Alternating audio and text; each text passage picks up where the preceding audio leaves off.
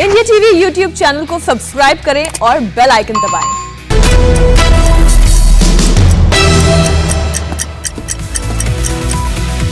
नमस्कार, मैं हुसैन रिजवी।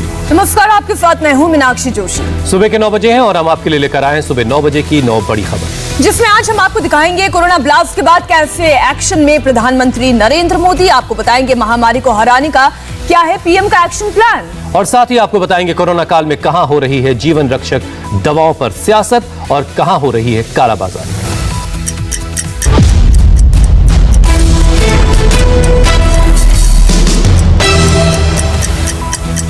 आपको बताएंगे देश में पिछले 24 घंटे में कोरोना के कितने नए केस सामने आए हैं, कितने मरीजों की जान गई है। लेकिन उससे पहले 9 बजे की बड़ी खबर में सबसे पहले बात करेंगे पीएम मोदी की, जो देश में कोरोना से बिगड़ते हालात पर पूरे एक्शन में है। कल दिन भर बंगाल में चुनावी रैली करने के बाद पीएम मोदी देर शाम दिल्ली लौटते ही एक्शन में आ गए। प्रधानमंत्री मोदी ने कोरोना से बिगड़े हुए हालात पर संबंधित मंत्रालयों के अफसरों से वर्चुअल मीटिंग की। इस मीटिंग में प्रधानमंत्री ने कोरोना से बिगड़े हालात से निपटने के लिए एक्शन प्लान बनाया और कई अहम दिशा निर्देश दिए। पीएम ने अफसरों से साफ साफ कहा कि किसी भी कीमत पर ना तो लोगों को परेशानी होनी चाहिए और ना ही कहीं दवा या इलाज में कोई कमी रहनी चाहिए। अब आपको बताते हैं कि कल की मीटिंग में प्रधानमंत्री ने कोरोना से मुकाबला करने के लिए क्या एक्शन प्लान तैयार किया है। पीएम ने कहा कि कोरोना से बिगड़े हुए हालात में संक्रमण की रफ्तार कम करने के लिए टेस्टिंग, ट्रैकिंग और ट्रीटमेंट का कोई दूसरा विकल्प नहीं है। देश भर में जिस तरह से अस्पतालों में बेड्स की कमी की शिकायत आ रही है, उस पर पीएम ने अधिकारियों से कहा कि वो बेड्स मुहैया कराने के लिए जो भी जरूरी कदम हो उसे उठाएं। पीएम ने उस बात पर खास चिंता जाहिर की जिसमें अस्पताल या स्थानीय प्रशासन से मरीजों या परिवार वालों को सही रिस्पांस नहीं मिलने की शिकायत मिल रही है। पीएम ने कहा कि स्थानीय प्रशासन को लोगों की चिंताओं के प्रति एक्टिव और संवेदनशील रहना होगा। इसके साथ ही पीएम मोदी ने मीटिंग में रेमडेसिविर और दूसरी जीवन रक्षक दवाओं की सप्लाई की भी समीक्षा की। पीएम ने अफसरों से कहा कि वो मेडिकल ऑक्सीजन प्लांट लगाने का काम तेजी से करें ताकि ऑक्सीजन की कमी ना हो। पीएम ने वैक्सीन के प्रोडक्शन को बढ़ाने के लिए निजी और सरकारी संसाधनों के इस्तेमाल की भी समीक्षा की। मीटिंग के आखिर में पीएम ने कहा कि पिछले साल भारतवासियों ने मिलकर कोरोना को हराया था और देश एक बार फिर उसी जज्बे के साथ ऐसा कर सकता है। प्रधानमंत्री ने कहा कि राज्यों को आपस में तालमेल के साथ काम करना होगा।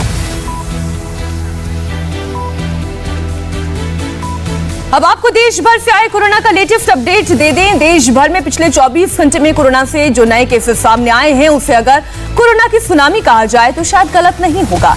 पिछले 24 घंटे में देश भर में रिकॉर्ड 2,60,000 से ज्यादा केस रजिस्टर किए गए, जबकि इसी दौरान रिकॉर्ड 1,492 लोगों की कोरोना की वजह से मौत हुई है।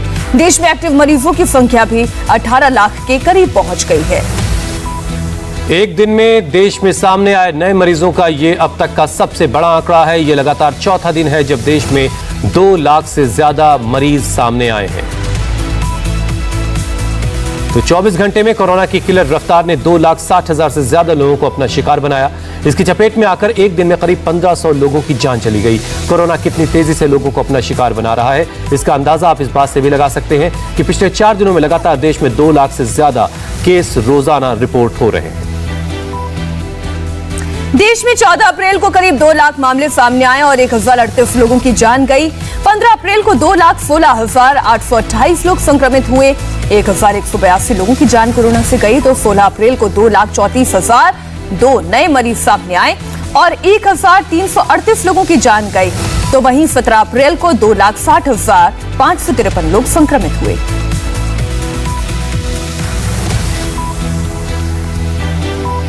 उत्तर प्रदेश में आज वीकेंड लॉकडाउन लागू है क्योंकि राज्य में कोरोना वायरस ने कहर मचा रखा है। यूपी में एक दिन में 27,000 से ज्यादा केस रिपोर्ट हुए हैं। खुद सीएम योगी आदित्यनाथ भी कोरोना पॉजिटिव है और आइसोलेशन में रहकर पूरे प्रदेश की जिम्मेदारी संभाल रहे हैं। उत्तर प्रदेश में लॉकडाउन का असर भी दिखने लगा है। पहली तस्वीर उत्तर प्रदेश की राजधानी लखनऊ की है, जहां लॉकडाउन शुरू होते ही पूरे प्रदेश में सैनिटाइजेशन यानी ये मास लेवल पर अभियान चलाया गया। दूसरी तस्वीर दिल्ली एनसीआर के नोएडा से आई, जहां पर एक दिवसीय लॉकडाउन के दौरान सड़कों पर सन्नाटा पसरा हुआ दिखाई दिया और जो लोग लॉकडाउन में अपने घरों से बाहर निकले, उत्तर प्रदेश पुलिस उनकी चेकिंग करते हुए दिखाई दी। हालांकि उत्तर प्रदेश के कानपुर में लॉकडाउन के दौरान थोड़ी चहलकदमी जरूर दिखाई दी। आपको जानकारी दे दें कि एक दिन में लॉकडाउन के अलावा उत्तर प्रदेश के 11 शहरों में पहले से ही उत्तर प्रदेश के अलावा 11 और राज्यों में पहले से ही नाइट कर्फ्यू है। और इस बार और ज्यादा बातचीत के लिए हमारे साथ रुचि कुमार हमारी संवाददाता जुड़ चुकी हैं। रुचि, क्या सूरत हाल है और लॉकडाउन का कितना असर इस वक्त दिखाई दे रहा है? देखिए, ऐसा है हुसैन, सुबह का वक्त है, सड़कें बिल्कुल खाली हैं। लॉकडाउन का असर सुबह से ही दिखाई दे रहा है। इस समय हम जहां खड़े हैं, ये लखनऊ का काफ़ी ज़्यादा भीड़ भाड़ वाली सड़क है। यहाँ पे पूरे टाइम बहुत तेज़ ट्रैफिक चलता रहता था, लेकिन अब आप देखेंगे कि इक्का दुक्का लोग साइकिल से या पैदल चलते यहाँ दिखाई देंगे। और ये भी वही लोग हैं जो यहाँ आसपास के इलाकों में रहते हैं। तो पूरे शहर में फिलहाल सन्नाटा है। लोग खुद से बहुत ज़्यादा डर गए हैं, क्योंकि लखनऊ में बहुत बुरी हालत है। पिछले 11 दिनों में 50,000 नए कोरोना के मामले आ गए हैं, मौतें बढ़ती जा रही हैं। तो लोग खुद दहशत में हैं और अपने घरों में हैं। तो आज दुकानें भी बंद रहेंगी और ये इस तरह से पब्लिक ट्रांसपोर्ट हालांकि सरकार ने अलाउ किया है 50% कैपेसिटी से।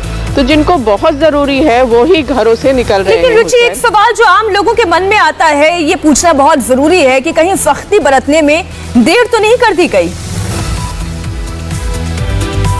देखिए, सोचने से तो बिल्कुल ये लगता है कि बहुत देर कर दी गई, क्योंकि इस तरह से जिस तरह से मामले बढ़े, अब यहाँ पे आप जिससे भी बात करें उसके घर में कोई ना कोई बीमार है, कोई अस्पताल में है, कोई अस्पताल जाने की जंग लड़ रहा है क्योंकि उसको जगह नहीं मिल रही। तो बहुत ही मुश्किल के हालात हैं यहाँ पर।